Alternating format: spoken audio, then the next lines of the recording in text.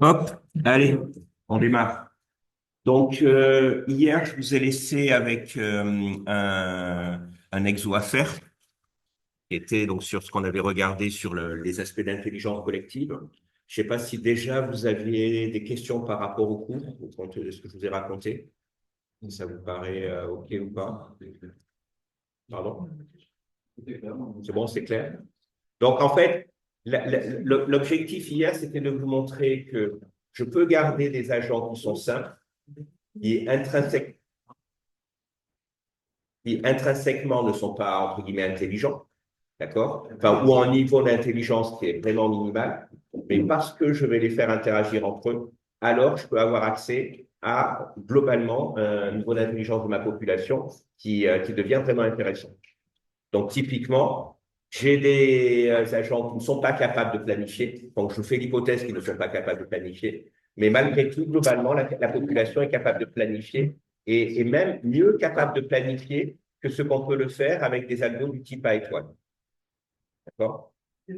Et le côté, s'il vous plaît, le côté, pourquoi est-ce qu'en fait, le côté, moi, qui m'intéresse, c'est qu'en fait, par exemple, en termes de planification, on fait vraiment mieux que le A étoile. Est-ce que vous voyez pourquoi on fait mieux que le A étoile avec une population d'agents qui soit déposent des traces de phéromones, soit se passent des messages très simples comme le font nos abeilles? En quoi, en fait, on arrive à faire mieux?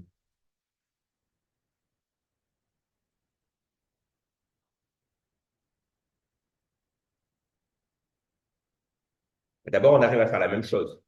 D'accord? C'est-à-dire qu'on arrive à trouver le chemin le plus court et à pouvoir faire finalement un plan qui est globalement complexe. Maintenant, qu'est-ce qu'on a comme limite sur le high étoile, en fait, qu'on n'a pas sur ces populations d'agents? Sur les colonnes, on a vu que certains finances sont pas utiles, donc on les explore pas. Oui, mais ouais. Alors on a clairement sur high étoile le besoin de la fonction heuristique. Mais en fait, on a surtout quelque chose d'important, c'est qu'on fait l'hypothèse que notre environnement est statique. D'accord? Il y a une sorte d'hypothèse d'invariance de notre environnement qui fait que globalement, on a accès à la carte. Mais cette carte, est-ce qu'elle est vraiment disponible en fait au départ? Non. Est-ce que cette carte, même si elle était disponible, est-ce qu'elle va rester valide tout le temps? Ben, ça, c'est le gros problème. Non. Le but, il est à un endroit donné. Le but va changer d'endroit et on ne sait pas où va apparaître le nouveau but. On ne sait pas, entre guillemets, même si on a les nœuds, entre guillemets, même si on raisonne avec un étoile en se disant j'ai accès à mes nœuds. Le gros souci, c'est que finalement, un but peut arriver à un endroit qu'on avait déjà exploré et où il n'y avait pas de but. D'accord? Il n'y avait pas de récompense. Donc ça, c'est vraiment un élément clé dans un système qui doit fonctionner dans un environnement, entre guillemets, qui a un environnement qui va être changeant. C'est que ce qui est vrai à un instant donné n'est plus vrai l'instant d'après.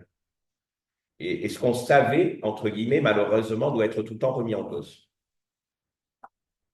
Eh ben, l'intérêt de travailler avec une population, surtout si on gère le dilemme, en fait, donc il y a un dilemme entre exploration et exploitation, hein.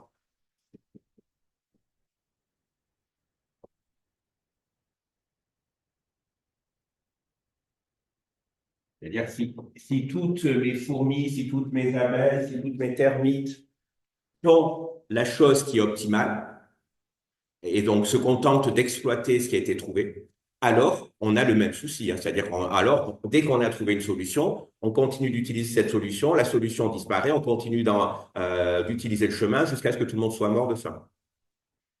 L'intérêt dans un système qui va continuer à explorer, donc explorer, ça veut dire quoi? Ça veut dire que tout le monde ne fait pas ce qui est optimal. Donc, on va accepter ça, on va accepter un degré de sous-optimalité qu'on va employer pour continuer à explorer. Et alors, il y a quelque chose malheureusement de très compliqué à régler, c'est quel est le bon trade-off entre l'exploration et l'exploitation.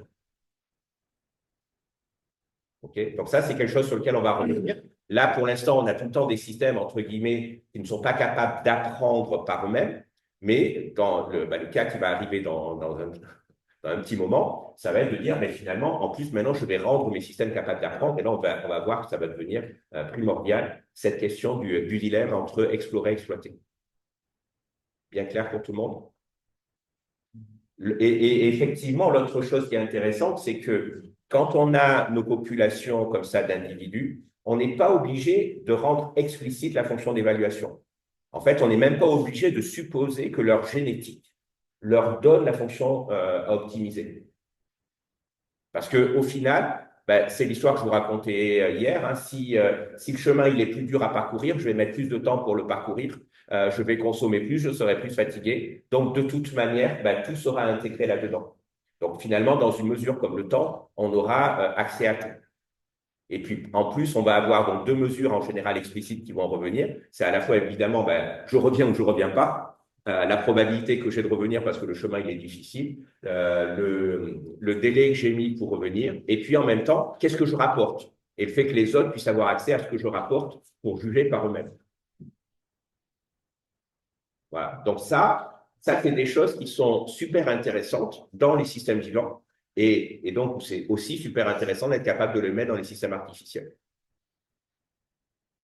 Mais là, vous voyez que ça impose une manière pour vous de repenser la conception de vos systèmes. C'est-à-dire qu'en général, même quand vous faites un projet, vous insistez sur, et même nous, malheureusement, hein, on insiste sur faire un objet, sur faire quelque chose, entre guillemets, avoir une solution qui est sympa. On fait un proto, d'accord? On a cette vision-là de je fais un quelque chose.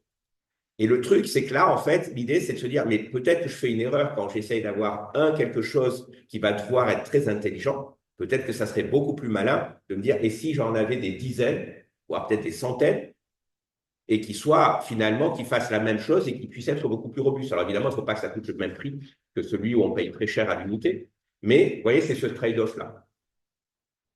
Et c'est très difficile d'un point de vue ingénieur de faire la bascule entre les deux choses. C'est-à-dire, si vous regardez aujourd'hui dans les applications industrielles, je dirais qu'on a toujours majoritairement un réflexe de je fabrique mon système, un système vraiment, entre guillemets, intelligent, que j'essaye de rendre le plus intelligent possible, et je ne pense pas que je peux compenser par le nombre d'individus.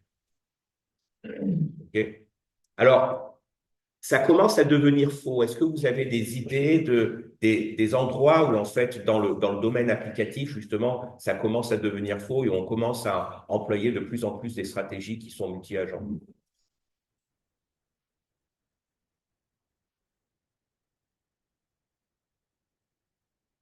Oui.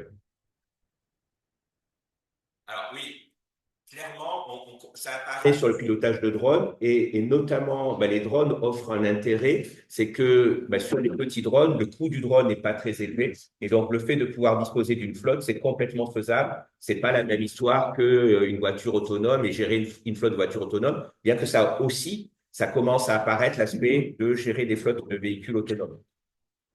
Mais c'est clair que, par exemple, les drones ont été un bon exemple là-dessus. Il y a d'autres exemples, alors peut-être qui sont moins visibles, mais en fait, où il y a plus d'argent, peut-être. Oui. Sur la navigation, enfin, les bots sur le web. Les bots sur le web, là, clairement, le côté agent logiciel, c'est vraiment un gros morceau.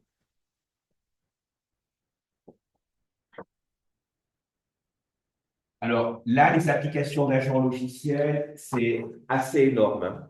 Hein. C'est sûrement là où, enfin, c'est, on va dire, dans mes deux grands points, entre guillemets, que je voyais comme application, il y avait vraiment ce côté-là sur le bot, les bots sur le web, et pas que le web d'ailleurs, où il y a vraiment un enjeu là-dessus.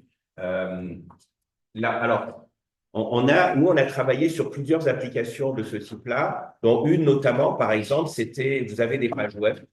Okay. Sur ces pages web, en fait, les gens les utilisent pour visiter et pour aller à différents endroits. Et en fait, souvent, ce qu'on fait, c'est qu'on passe par un site qui est un blog ou je ne sais pas quoi, et qui va nous donner des liens vers un autre endroit où on va vraiment trouver l'info. Mais en fait, finalement, les pages intermédiaires sont souvent très intéressantes. D'accord? C'est des pages qui, au final, sont neutres. Hein. Ce n'est pas elles qui seraient récompensées comme étant l'endroit où on a trouvé l'information finale, mais c'est elles qui ont pu nous aiguiller dans nos recherches et nous permettre de trouver ce qui est importé. Eh bien, en fait, ce qu'on a développé, donc c'était là maintenant, il y a presque une vingtaine d'années, c'était des agents logiciels qui fonctionnaient en Java, donc qui étaient des agents qui, entre guillemets, pouvaient se téléporter d'une machine sur une autre, qui allaient de page en page, de serveur en serveur, de manière à aller rechercher de l'information pour nous. D'accord? Et donc là, c'est vraiment avec ce côté d'avoir des agents mobiles. Je ne sais pas ce qui se passe sur votre ordi, mais. Euh, donc, ces agents qui sont mobiles, l'intérêt, c'est que, par exemple, ben, on les traitait comme des fourmis. C'est-à-dire, ils pouvaient déposer des phéromones sur des pages web en utilisant des principes de compteur qui étaient masqués. Et de cette manière-là, on pouvait avoir, par exemple, mes agents qui vont rechercher l'information parce que j'ai des requêtes spécifiques, vous, un de vos agents qui va rechercher d'autres informations. Ils peuvent bénéficier des mêmes marqueurs. Donc, pour aller peut-être vers des pages qui vont parler plus, je sais pas, de questions techniques, et puis si quelqu'un d'autre a plutôt des questions cuisine, on ne va pas utiliser les mêmes marqueurs. Et de cette manière-là, on récompense juste les bots quand ils reviennent en leur disant, ah ben, c'est bien ce que tu m'as ramené. Et dans ce cas-là, ça permet de marquer finalement ces pages intermédiaires et de faire de la recherche d'informations distribuées. Et ça, on avait discuté avec les gens, donc notamment à l'époque, c'était le ministère des Finances, pour employer en fait l'intranet du ministère pour pouvoir jouer à ce genre de choses, pour permettre finalement à différents cadres d'accéder aux ressources de l'ensemble des autres cadres et détecter finalement où sont un petit peu les pépites d'information. Okay, donc, vous voyez, on peut vraiment le faire sur comme ça, des systèmes distribués. Donc, ça, c'est une application. Une autre application, ben, c'est les places de marché. Donc, ça, c'est des choses qui se pratiquent beaucoup actuellement. Par exemple, les grands groupes du style Schlumberger, alors après, je sais pas.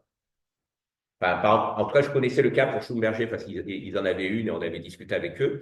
Donc, Schlumberger, ils font beaucoup de tuyaux, de compteurs, de trucs comme ça. Donc, ils vont être utilisés notamment pour l'industrie pétrolière, mais aussi pour tout ce qui est plomberie d'une manière générale.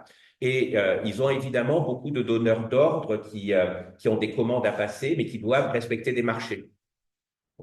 Avec des commandes publiques ou même des commandes privées, mais les grands groupes, forcément, font très attention qu'il n'y ait pas de passe-droit. Eh bien, en fait, ils gèrent une salle de marché à eux où tous leurs clients vont venir et ne vont pas venir forcément physiquement sur leur salle de marché virtuelle, mais vont faire venir des bots qui vont négocier en disant, ah, mais si je vous en achète pour telle quantité, est-ce que vous pouvez me faire une ristourne?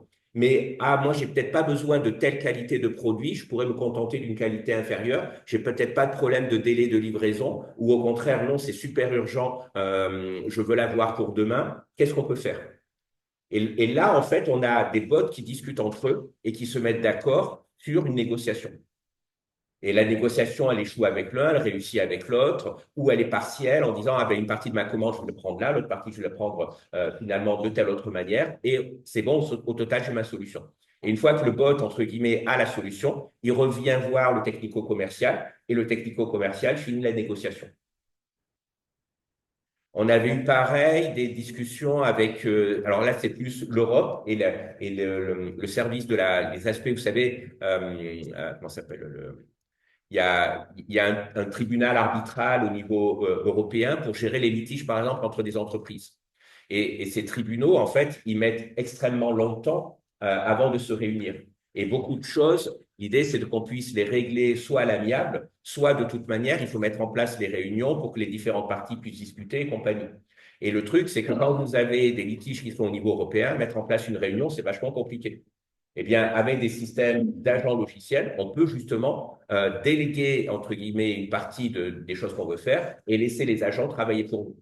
Avec en plus l'idée que vous pouvez vraiment fermer votre ordi. Le soft ne tourne pas sur votre ordi, mais vous allez bénéficier du fait que ce sont par exemple des petites applets Java qui vont pouvoir se télécharger à distance. Donc ça va pas.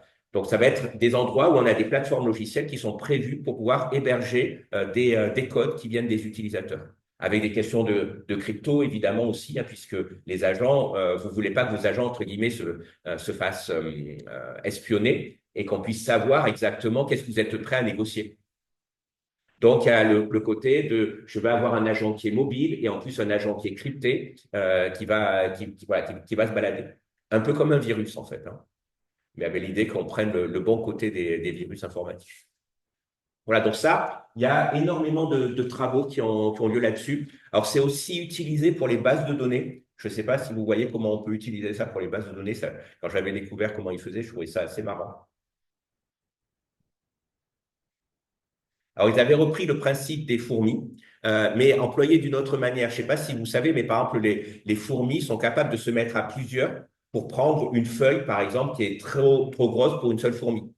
Eh bien, ils avaient fait la même chose en disant, ben, si j'ai des agents qui recherchent des informations dans ma base de données, plutôt que de faire une requête qui est trop complexe et qui a en fait peu de chances de succès, et surtout si ma base de données est répartie, je vais mettre très longtemps pour y accéder. En fait, j'ai des agents qui vont faire des requêtes simples, mais à certains moments, plusieurs agents peuvent se mettre ensemble parce qu'ils ont finalement trouvé une pièce d'information qui colle avec plusieurs types de requêtes, qui colle avec donc plusieurs agents. Et donc, finalement, ils se mettent ensemble et, ah, ben tiens, c'est bon, j'ai trouvé l'info. Et donc, je peux être beaucoup plus rapide que si j'avais juste fait une exploration sérielle de ma base en profitant de ce côté parallèle. Voilà. Et pensez, hein, vous avez un immense data center. La recherche d'informations, si malheureusement vous n'êtes pas bien capable de la paralléliser, c'est problématique. La paralléliser avec des agents logiciels, ça peut être une bonne solution. J'avais eu aussi un collègue qui avait travaillé pendant sa thèse, lui, par exemple, il avait développé un système multi-agent pour aider dans des entreprises. Notamment, dans une entreprise, par exemple, on va avoir, enfin, en général, il n'y a pas d'entreprise, on va dire, qui ait des ressources illimitées. Donc, on va avoir des machines, un certain nombre de machines très puissantes, on va avoir un certain nombre de serveurs, on va avoir un certain nombre d'endroits où on peut faire des impressions, on peut avoir des endroits où on peut faire des sauvegardes. Voilà, on peut avoir des petites machines qui peuvent faire des petits calculs. Vous avez un petit peu tout qui est disponible. Tout qui est disponible est en réseau.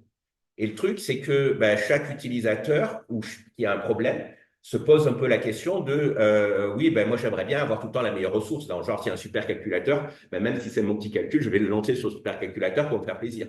Et donc là, l'idée, c'était de dire, pour éviter d'engorger les systèmes qui sont efficaces et qui sont très utiles pour certaines tâches et pour bien, entre guillemets, s'assurer que toutes les ressources soient utilisées, l'idée, c'était de donner un prix à toutes les ressources et d'avoir des sortes de négociations financières entre les agents que l'on charge de traiter nos demandes.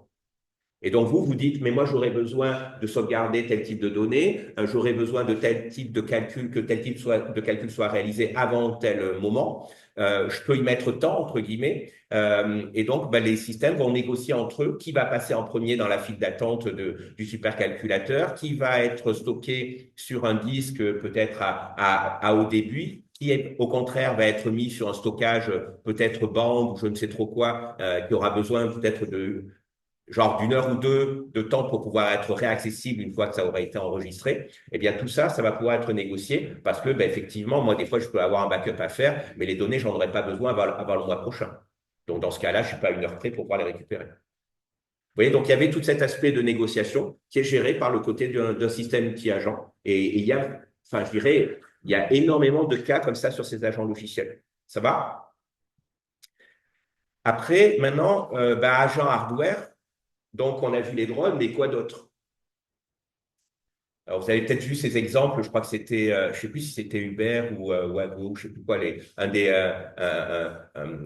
des Américains qui a une flotte de robotaxis, où les robotaxis étaient engorgés sur un parking et passaient leur temps à sortir des places de parking pour laisser la place à un autre robotaxi, parce que justement, manifestement, leur algorithme, entre guillemets, leur système multi-agent pour gérer comment on utilisait le parking était problématique parce qu'en pleine nuit, ils avaient finalement trop de robotaxis qui revenaient au parking et parce qu'ils n'avaient pas de course à réaliser.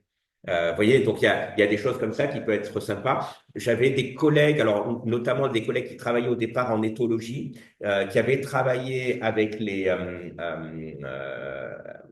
alors je crois qu'à l'époque c'était à Bruxelles, pour essayer de regarder sur les bus comment éviter qu'on se retrouve avec genre deux, trois bus qui se suivent. Et donc, évidemment,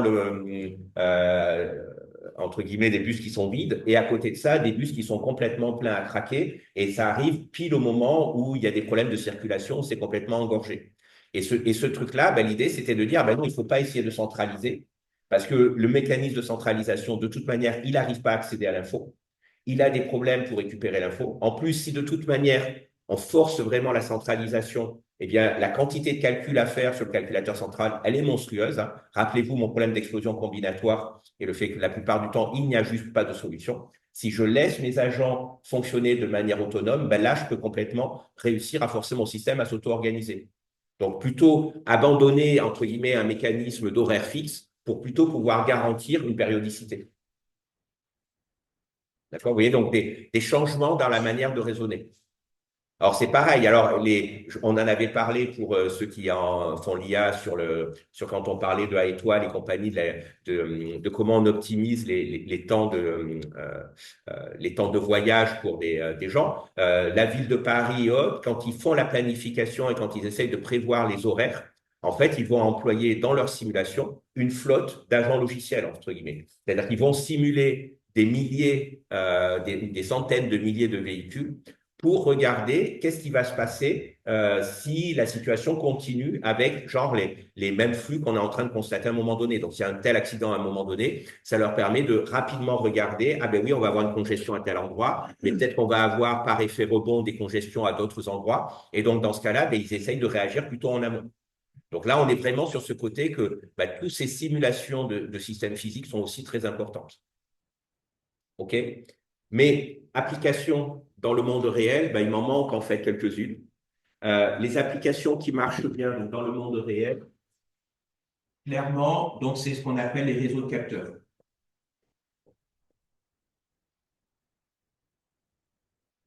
En anglais, si vous cherchez de la biblio, c'est les smart sensors. D'accord? Si vous regardez les histoires sur ce qu'on appelle la ville intelligente, eh bien, ça ne marchera jamais la ville intelligente sans ce genre de choses. Donc, c'est au cœur de toutes les problématiques de la ville intelligente ou de tout ce qu'on appelle, en fait, c'est vraiment des aspects de, je vais pouvoir fonctionner, les problèmes d'énergie, par exemple, comment est-ce que je vais gérer dans le futur le fait que j'ai des voitures qui ont besoin de se recharger, que j'ai des panneaux solaires qui produisent qu'à un certain moment, que j'ai des éoliennes qui, elles aussi, ne produisent qu'à des moments spécifiques. En fait, j'ai plein de choses qui sont pas maîtrisables, mais je peux disposer d'un certain nombre de batteries, je peux disposer d'un certain nombre de mécanismes de conversion, je peux avoir des maisons qui peuvent s'adapter, donc qui vont faire partie de mon réseau. Et donc, tout ça, je peux le voir comme un système multi-agent qui doit s'auto-organiser. Et donc là, il faut enlever le réflexe de ah, mais moi, je veux juste ce qui est optimal pour moi, mais il faut penser à globalement comment on garantit, entre guillemets, une bonne solution pour l'ensemble du réseau. Et évidemment, on arrête de penser optimalité. D'accord? Pourquoi on arrête de penser optimalité? Parce que la solution n'est pas une bonne dans les cas et vous avez...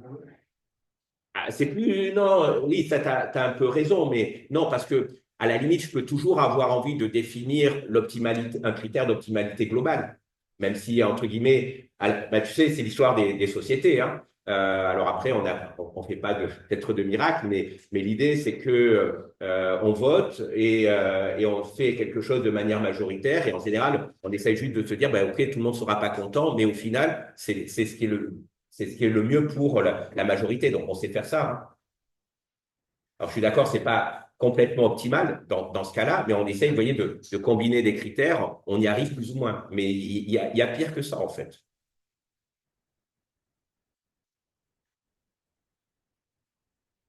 Le problème, c'est que pour qu'il y ait une optimalité, il faut qu'il y ait un accès à l'information.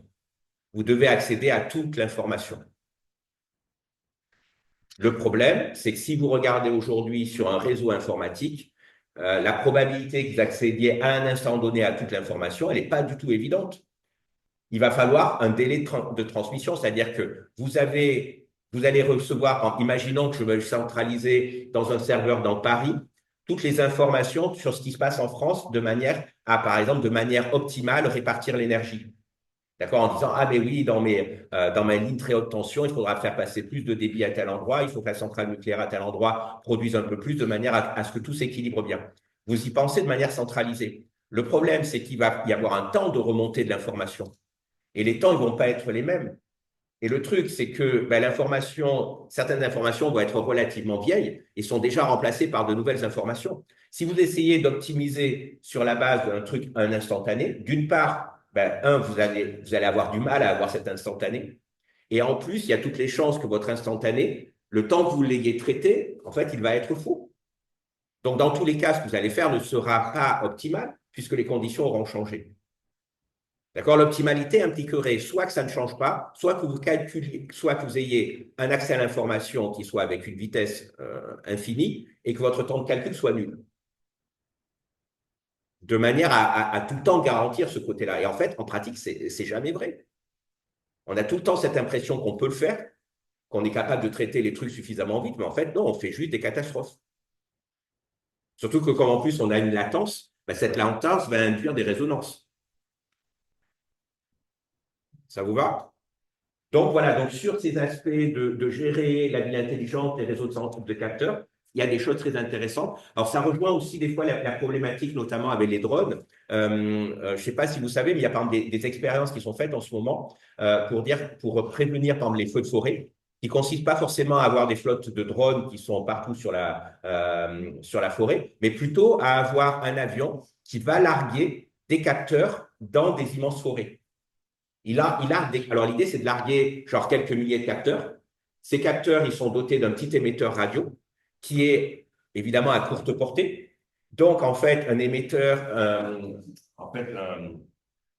vous imaginez, hein, j'ai plein comme ça de capteurs qui sont retrouvés un peu au hasard dans ma forêt. Et un capteur peut dialoguer peut-être, voilà, je vais mettre plus de points pour que ce soit visible. Peut-être qu'un capteur peut dialoguer dans un rayon comme ça. Donc, mon capteur qui est ici peut parler avec les capteurs qui sont autour. Et évidemment, ce capteur-là peut parler avec ceux-là, et puis celui-là peut parler avec celui-là, et peut-être que celui-là, en fait, il est proche ici de ma station, où là, je peux effectivement récupérer l'info. Donc, au final, je peux, à distance, avoir accès à l'info de tout le monde. Donc, ça, c'est un côté intéressant d'avoir un réseau de terrain. Et finalement, mon réseau de terrain, bah, je peux voir chacun de ces trucs-là comme étant un petit agent qui est en train de fonctionner et qui doit décider d'une politique de routage. Donc ça, ses actions à lui, c'est ça. Puis après, maintenant, il y a un truc intéressant. C'est il va y avoir un feu qui se déclenche. Le feu qui se déclenche, il se déclenche par exemple ici. Mais moi, le problème, c'est que quand le feu il va se déclencher ici, il faudrait. Alors, l'info va me revenir, mais c'est où ici? Alors, si chacun de mes petits objets a un GPS, OK, je peux le savoir, mais s'ils n'ont pas de GPS, parce que je ne veux pas payer cher, d'accord, je veux que ça coûte genre moins d'1 € pièce le système que j'envoie avec la batterie comprise et compagnie, et une batterie qui doit durer plusieurs années. Comment je fais? Pardon? Ben, en fait, ce que je vais pouvoir employer, c'est employer des phénomènes météorologiques, employer le fait que pendant que mon système est en train de fonctionner sans incendie, je vais pouvoir regarder quand il y a un front nuageux qui se déplace, quand il se passe plein de choses en termes de température, qu'est-ce qui est cohérent. Et en fait, à la manière d'un réseau de Cohen, je vais pouvoir reconstruire la topologie de mon réseau. Et je vais pouvoir me rendre compte de qui est proche de qui. Et comme en plus je sais qui est proche de qui en termes de communication, ayant entre guillemets accès à cette carte topologique, ben, je vais reconstruire une topologie de ce qui est en train de se passer. Et donc ensuite, ben, dès qu'il y aura un incendie, je saurai au final où est-ce que ça se trouve. Pas précisément, hein, pas de manière métrique, mais je saurai globalement, oui, ça se trouve à tel endroit par rapport à ma forêt. Donc, vous voyez, en fait, on peut vraiment avoir un côté où vous pouvez même le voir comme étant une sorte de réseau de neurones distribué, où chaque petit capteur revient à être un neurone, et le neurone apprend la topologie avec les autres neurones autour de lui. Et de cette manière-là, eh bien, on peut avoir cette information de où est-ce qu'on est, et en même temps, on peut prédire de ce qui va se passer. Donc, on peut employer ça pour des épisodes de sécheresse, pour des feux, pour plein de trucs d'analyse, entre guillemets, au niveau d'un biotope particulier. Voilà, donc ça, c'est à la fois, on va dire, projets de recherche, mais ça devient des projets industriels pour ces choses-là. Pareil, il y a pour les problèmes de marée noire et autres, eh bien, des réseaux entre guillemets, de petits drones marins, cette fois-ci, peuvent être des bonnes solutions pour éviter les soucis qu'on a avec les systèmes à poubelle. Ça va? OK. Donc, je vous avais laissé un exo. Mon exo, c'était sur le taquin. Oui, c'est ça, hein. Comment est-ce qu'on le traite avec un système multi-agent?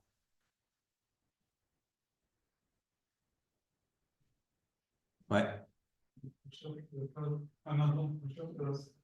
Alors, un agent pour chaque case ou un agent pour chaque pièce? Pour chaque Pour chaque pièce qui bouge, hein, d'accord? Donc, pas chaque case. À nouveau, c'est la même histoire que dans mon problème avec les tours de Hanoï. Il faut pas le mettre un agent par tour, mais plutôt mettre un agent par disque. Donc, effectivement, ce que je peux dire, c'est que si j'ai un truc comme ça, avec des cases 1, 2, 3, au départ bien numéroté, on va dire 4, 5, 6, 7, 8, voilà, et bien case vide. Effectivement, je peux considérer que j'ai un agent qui correspond à une des pièces.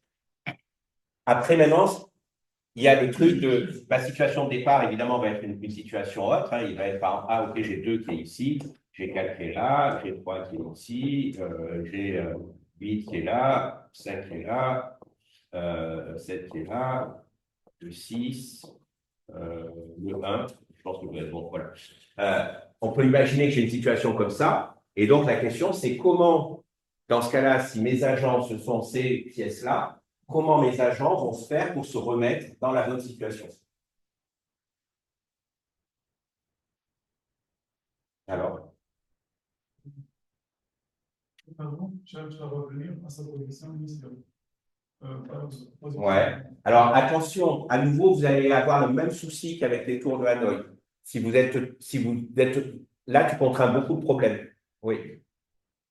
On n'a qu'à mettre la contrainte que 1 doit être à gauche de 2 et au-dessus de 4 et faire ça pour toutes les pièces. Voilà. Alors, en fait, pensez tout le temps à un truc, hein, c'est que plus vous serez explicite dans ce que vous allez demander par rapport à la solution. Donc, par exemple, effectivement, je peux dire, ah, mais 2 devrait être sur cette case-là, le 4 devrait être ici, ainsi de suite. Si vous donnez case par case ce que vous souhaitez, malheureusement, comme vous donnez beaucoup de contraintes et que toutes ces contraintes ont le même poids, notre système, il est coincé, entre guillemets. Il dit, oui, mais si je bouge là, en fait, de toute manière, je ne fais pas ce que je veux et tout le monde est mécontent. Et comme tout le monde est mécontent, ben, en fait, il n'y a personne qui accepte de bouger.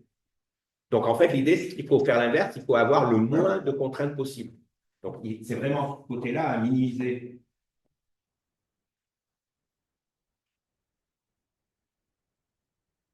En fait, les objectifs individuels. Hein.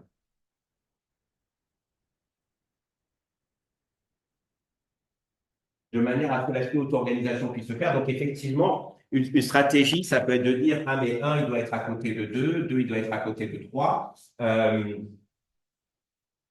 Est-ce que j'ai besoin d'en dire plus là-dessus? À la limite, je peux dire, ah, mais 4, il doit être à côté de 1.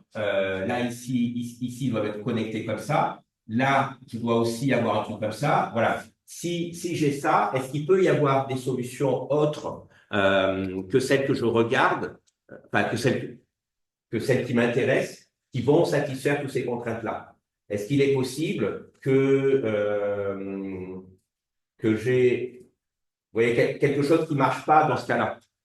En fait, alors il faudrait regarder, il faut imaginer si je permutais, est-ce que ça marcherait? Ben, alors, cette ligne-là, en tout cas, le 5 et le 6, ça ne les embêterait pas d'être au-dessus ou d'être en dessous, d'accord? Sauf que le 4, lui, ça va l'embêter. Donc, dans ce cas-là, si ma contrainte, elle est donnée comme ça, ben, finalement, je dis moins de choses. Alors après, je dis aussi quelque chose de fort dans ce cas-là. C'est-à-dire que dans mon processus d'auto-organisation, j'aurai beaucoup plus de contraintes sur le 4 que sur toutes les autres pièces. Donc, finalement, ça induira peut-être une manière de s'auto-organiser qui serait différente de si j'avais donné peut-être plus une contrainte comme ça.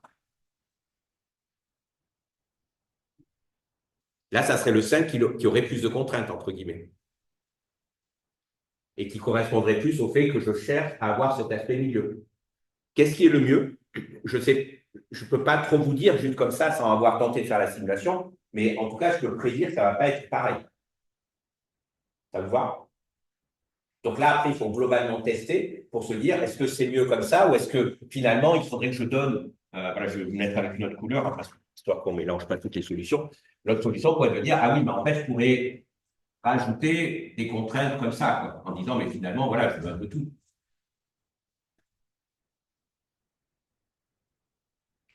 Mais clairement, ce que je peux vous dire, c'est que ça sera plus simple de garantir les mouvements si on a moins de contraintes. Et après, évidemment, la chose importante, ça sera le taux de bruit que je vais avoir dans mon système.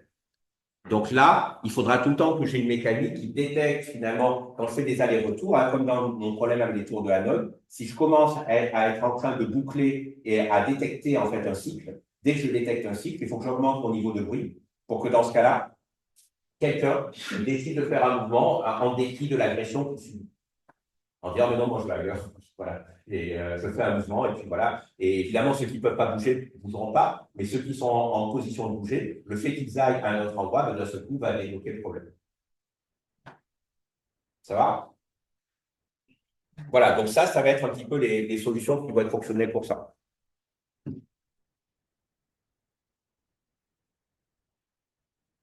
Maintenant, est-ce que vous voyez des problèmes d'informatique, on va dire classique, que vous ne pourriez pas traiter avec un système multi-agent? Vous dites c'est compliqué, je ne vois pas comment ça pourra fonctionner.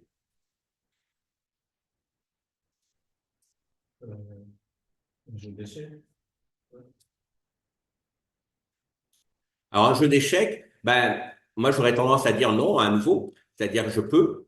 C'est-à-dire que là, il me suffit de regarder ce que sont chacune de mes pièces et je peux imaginer une stratégie, entre guillemets, multi-agent où chacun de mes agents, c'est une pièce, chacun de mes agents connaît les règles du jeu et chacun de mes agents a envie de faire quelque chose et où, entre guillemets, mes agents bataillent entre eux pour choisir qu'est-ce qu'on va faire. Est-ce que je vais bouger le pion? Est-ce que je vais bouger le fou? Alors, bien évidemment, il peut y avoir une limitation en termes de oui, mais est-ce que je réfléchis comme il faut à l'avance? Mais vous pouvez le transposer l'algo en disant ben, chacune de mes pièces, dans ce cas-là, elle peut être dotée d'une intelligence un petit peu minimale qui lui permettra de regarder, ah oui, si je bouge là et qu'une autre pièce bouge à tel endroit, il va se passer tel type de choses. Donc non, je pense que c'est faisable d'avoir une solution qui est entre guillemets multi-agent pour le jeu d'échecs. C'est peut-être pas le mieux, mais entre guillemets, ça peut le faire. Et il faut voir, hein, par exemple, que dans le côté parallélisme du jeu d'échecs, c'est aussi réalisé. Hein. C'est-à-dire le côté force brute des jeux d'échecs, ça revient bien à dire, finalement, j'ai des agents qui vont se partager une partie de l'exploration de mon jeu d'échecs. Donc ça s'y prête aussi assez bien, avec après des visions qui peuvent être très différentes de qu'est-ce qu'on va considérer comme étant les agents. Autre exemple qui pourrait poser problème?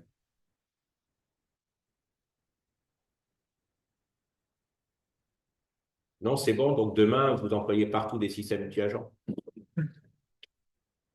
Je sens bien le truc que malgré tout, vous restez sur le vieux réflexe. Mais, pardon?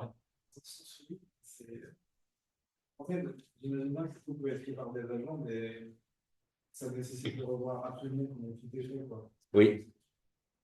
C'est compliqué de se rendre compte de ce qui est faisable et pas faisable sans vraiment avoir essayé. Mais en même temps, voilà. Après, c'est des paris, c'est des enjeux. C'est-à-dire que certaines des solutions qu'on a aujourd'hui, finalement, si vous regardez comment est-ce qu'elles fonctionnent et à quel point elles sont mauvaises, ça fait peur. Mais effectivement, les gens vont préférer rajouter une verrue sur un système qui est déjà atroce aujourd'hui, plutôt que de le repenser d'une manière complètement décentralisée. Donc, c'est bon, sinon, tous les problèmes que vous voyez, vous pourriez les traiter comme ça, avec un système multi-agent.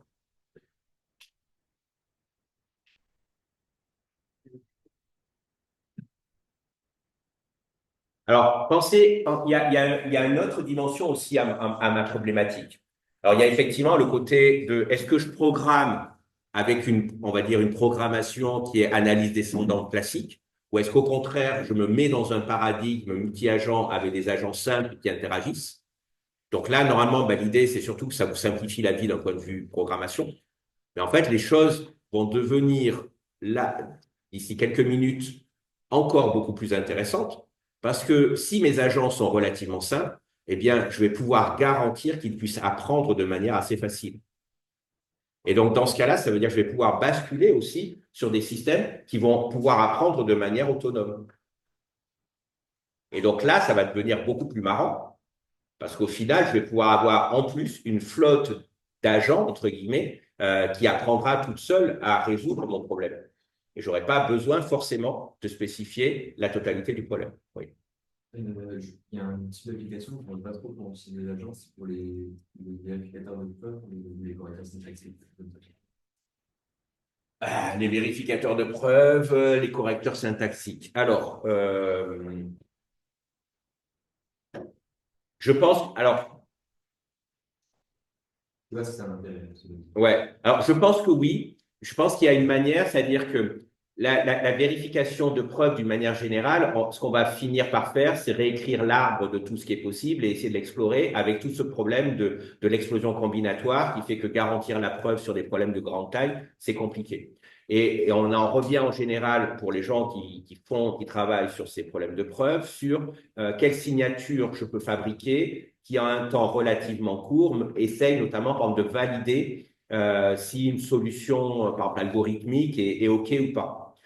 Donc là, quand on fait ce genre de choses et qu'on va chercher quels sont ces vecteurs, ces signatures les plus concises qui permettent de couvrir le plus grand large, enfin le plus grand domaine entre guillemets des problèmes d'algo qu'on pourrait avoir, eh bien clairement, je pense qu'un système multi-agent peut être une bonne manière. C'est-à-dire que vous pouvez imaginer d'avoir plein d'agents en parallèle qui cherchent à fabriquer des signatures et qui sont en compétition les uns avec les autres en se disant « Ah ben moi, j'ai trouvé ma petite signature et j'essaye pas d'en trouver 10. J'essaye juste de trouver une signature qui marche bien. Ah ben moi, j'ai trouvé une autre signature dans un autre domaine et ainsi de suite. » Et donc, d'avoir par rapport à votre application des agents qui vont essayer d'attaquer le problème localement, pas globalement, mais localement, de manière à essayer de se dire « Je vais déjà trouver des petites signatures pour ci, pour ça. » Et puis, je vais laisser itérer le système. Donc, en fait, on peut jouer à la fois sur cette stratégie-là, en combinant ça peut-être avec des algos génétiques, on peut avoir des trucs qui peuvent être, je pense, plutôt sympas. Et il me semble qu'il y a des gens qui doivent regarder ça. Ça va, ça te répond. Voilà. Après, toujours pareil, est-ce que la solution multi-agent, elle sera mieux que la solution monolithique? Tout dépendra justement de à quel point la solution optimale, elle est invariante dans le temps ou pas. Voilà, et à quel point elle est difficile ou la combinatoire est méchante pour nous ou pas. Voilà, c'est évident. Hein, si vous regardez, par exemple, l'algorithme Ford-Bellman ou Dijkstra, l'écriture matricielle du problème, j'ai 10 villes et je me demande comment je fais pour aller d'une ville à une autre et quel est le plus court chemin. Ça marche bien. J'écris ma matrice et c'est pas très grave, même si l'algo il a un petit problème de temps de calcul. Parce qu'avec 10 villes, tout passe. C'est bon? Terminé là-dessus? Pas d'autres questions?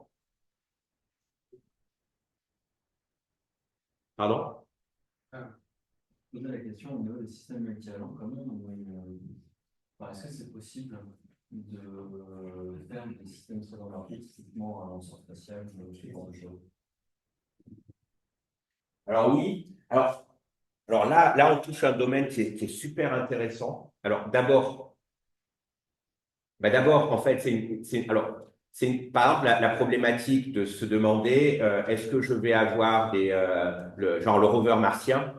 Le problème, c'est que comme le prix de son lancement coûte plus cher que le prix du rover, même s'il est en or, entre guillemets, il coûte rien du tout par rapport à ce que ça a coûté de le lancer. Donc au final, quand les gens ils raisonnent comme ça, ils veulent juste un système unique qui est super performant, super redondant et compagnie. Maintenant, si vous vous dites je dois exploiter Mars, je dois exploiter des astéroïdes et compagnie, on sait qu'on est en train de parler, il en faudrait des centaines de milliers. Donc, dans ce cas-là, on sait qu'on doit renoncer au fait qu'il va y avoir un opérateur humain par système. Voilà. Enfin, par exemple, là, dans les flottes de robotaxis, souvent, ça les embête pas de se dire qu'il y a un humain qui peut suivre, qui va prendre le contrôle du robotaxi dès qu'il est coincé. Mais on voit bien qu'à terme, ça sera un gros souci. Donc là, il va y avoir ce besoin d'autonomie qui impliquera des solutions spécifiques. Après, ce qu'on voit aussi, et ça apparaît, les microsatellites, les microcubes et compagnie, enfin, ces tout petits satellites, ils sont justement basés sur ces notions-là de systèmes qui sont multi-agents. Les constellations de satellites d'Elon Musk, c'est exactement ça. C'est-à-dire on est sur une stratégie où le bus, il s'est dit, c'est bon, arrêtons les satellites à la grand-papa et Telsat et compagnie et autres. OK, j'arrête de faire un satellite qui fait 3 à 4 tonnes, je fais des tout petits satellites, je vais en lancer plein. Mes satellites, ils vont être en réseau, un peu comme je vous ai donné ça. Ils vont être en orbite basse, donc évidemment, alors il y a un petit problème de pollution à la fois pour les astronomes, mais à la fois parce qu'ils vont redescendre sur Terre et qu'ils vont se désintégrer. Mais ça vous garantit d'avoir une couverture qui est efficace et qui résout en fait des problèmes qu'on ne peut pas résoudre autrement. Donc ça, clairement, les microsatellites sont une solution. Et en fait, ça m'a fait penser à autre chose qui là est plus amont, donc on va dire c'est plus peut-être pour les étudiants de master recherche. Les gens dans l'aéronautique, alors que ce soit, et pour le spatial aussi, se posent de plus en plus la question de la maintenance de leur système et de la survie de leur système au-delà d'un horizon court. Alors, il y a un succès indéniable, on va dire, des vieilles technos. C'est les sondes Voyager, où elles ont été lancées, je crois que c'est dans les années 60. Elles sont toujours, entre guillemets, elles sont encore fonctionnelles, même si évidemment, elles ont perdu en fonctionnalité. Mais on est toujours capable de dialoguer avec elles, avec des processeurs qui étaient des processeurs câblés, enfin, il n'y avait pas de microprocesseurs dans leur système, qui datent des années 60. Ça peut encore fonctionner. Et ça a fonctionné parce que c'était suffisamment redondant, parce que le système était prévu justement pour que à chaque fois il y ait plusieurs choses qui puissent faire la même chose. On n'essaye pas d'avoir entre guillemets la solution unique, mais on joue sur la redondance. Donc ça, c'était la solution des années 60. Il y a la chance de pouvoir être encore fonctionnel, mais quand même assez limité. Mais aujourd'hui, par exemple, pour les chasseurs du futur, ils se posent la question de se dire, mais si finalement je prends un éclat d'obus ou une balle qui traverse le fuselage, est-ce que je pourrais pas me débrouiller pour que mon appareil s'auto-répare? Est-ce que ma voiture pourrait pas s'auto-réparer? Pourquoi il y aurait besoin d'aller au garagiste? Est-ce que je pourrais pas avoir des matériaux, entre guillemets, qui, globalement, s'auto-réparent? Et dans ce cas-là, ben, vous êtes sur la base d'automates. Alors, en général, on rejoint les notions des automates autoreproducteurs.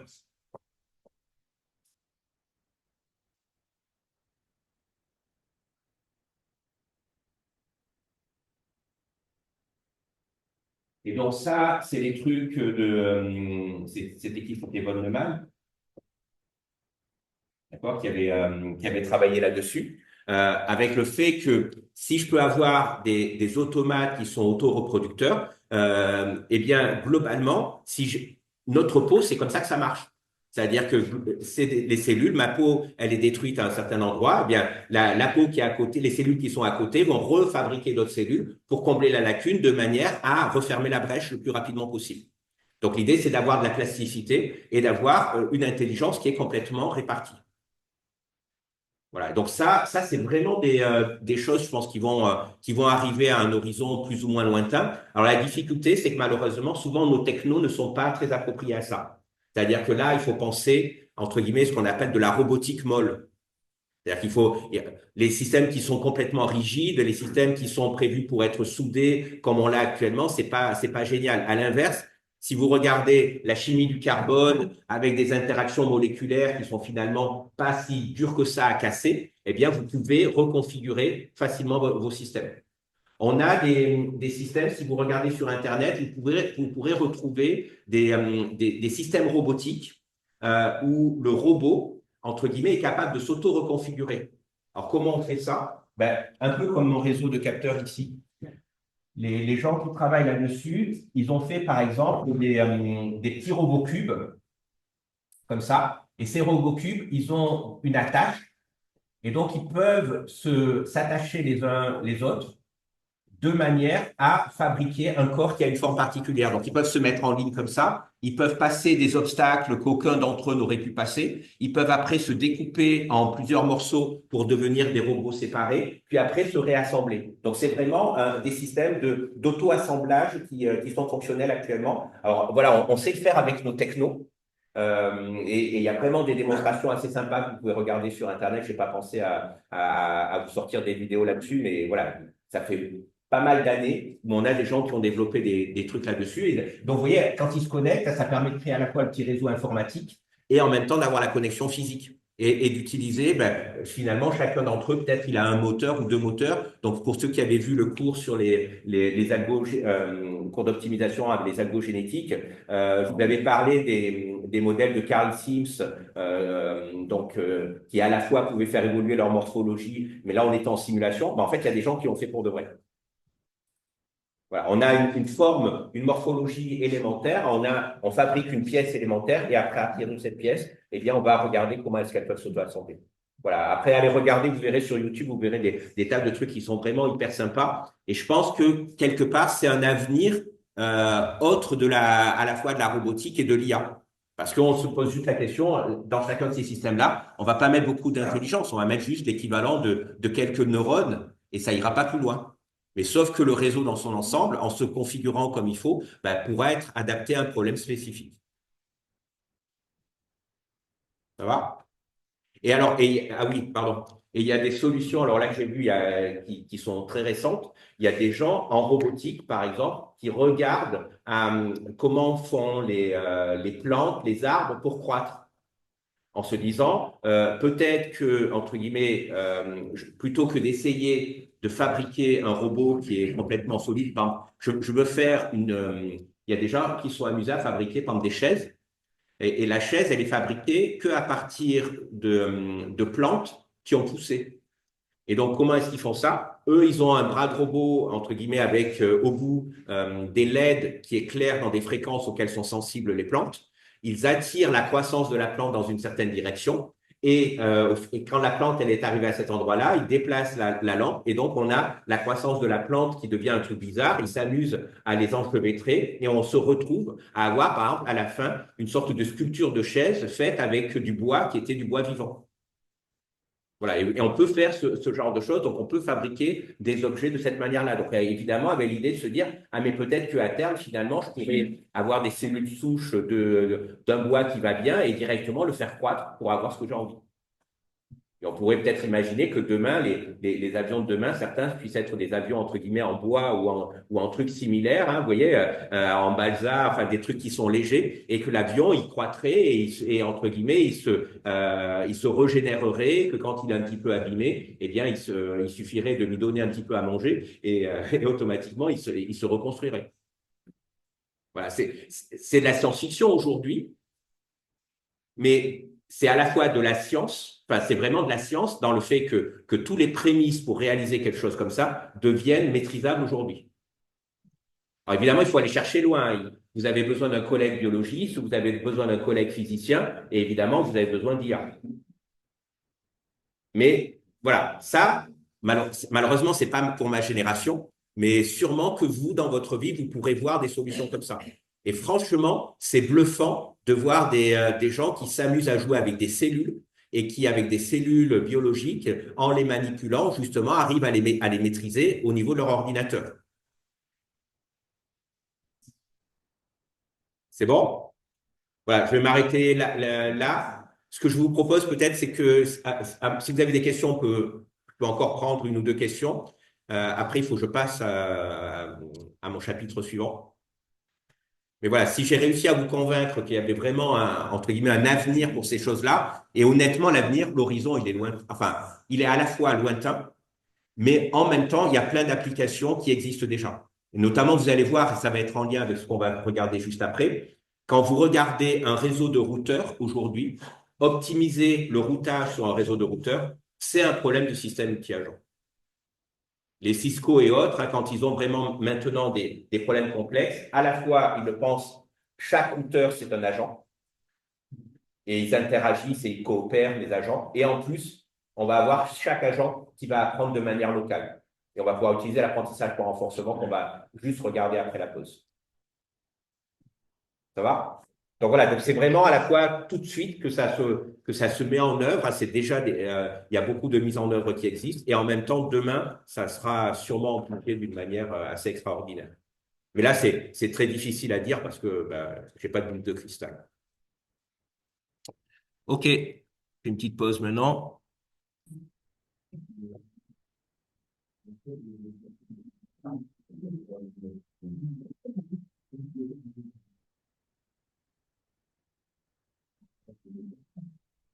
Bien.